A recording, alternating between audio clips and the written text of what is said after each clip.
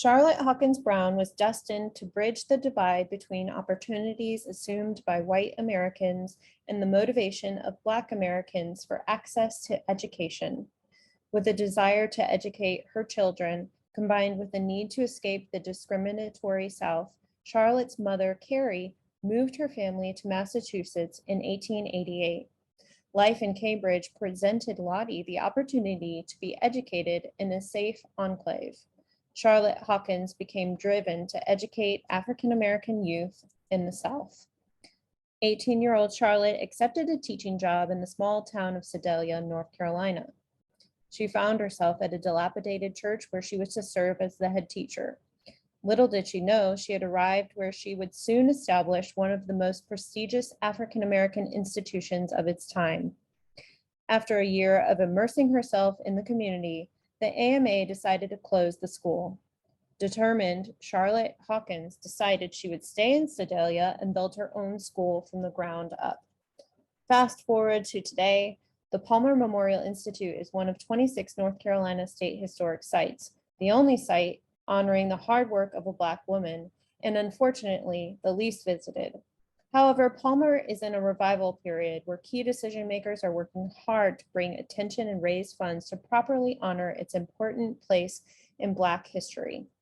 To fully understand opportunities and challenges of the site, we were privileged to interview some key individuals that work on or with the historic site.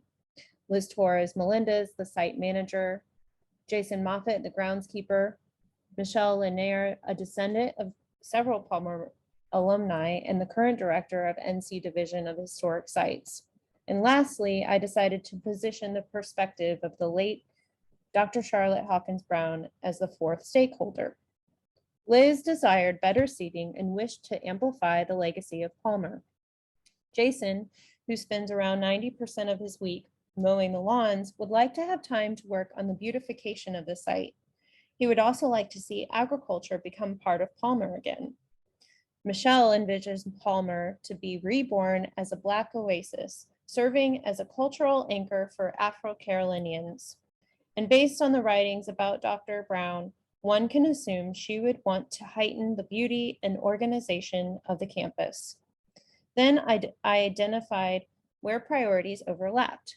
The three most common goals were increase curb appeal, attract more visitors, and enhance the beauty and organization of the site. So moving forward, I grounded my design in these overlapping stakeholder wishes.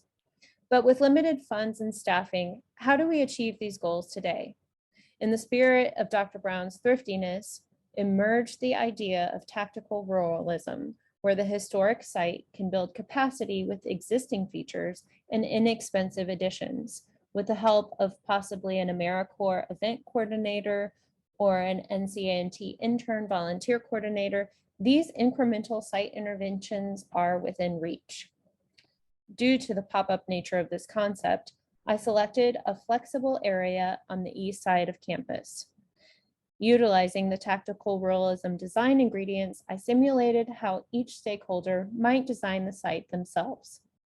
The culmination of these plans, based on stakeholder desires, led me to this scenario. Now let's move through the site. First, you will notice increased curb appeal and beautification on the east end of Burlington Road. You will find flowers in bloom throughout the 4 seasons.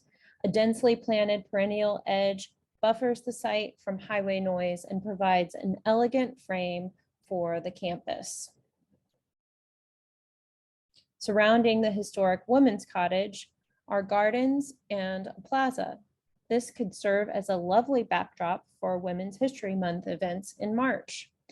In the front yard of the cottage is a kitchen garden. The lushly planted plaza and fountain offer sanctuary for women attendees. Black women's clubs could host reunions, reviving Palmer once again as a place where the spectrum of Black achievement can be celebrated. The pasture will save staff mowing hours while also linking the site to its agricultural legacy and offer extra appeal to visitors. The plaza outside of Galen Stoll Hall, a promising candidate building for the NC African American Heritage Commission headquarters, provides ample shaded seating for employees and visitors to gather. With increased programming and increased visitation, Palmer could become a prominent cultural anchor for Black Americans in the South. The South Lawn provides the flexibility needed to test a variety of pop-up events and new commemorative days throughout the calendar year. In June, there could be an annual birthday party for Dr. Brown, followed by Juneteenth celebrations and festivities, perhaps with a concert on the lawn or fireworks display. By adding some new African-American centered commemorative dates to the Palmer Institute calendar, community members and tourists will have reason to visit Palmer time and time again to tell stories and celebrate an often untold history.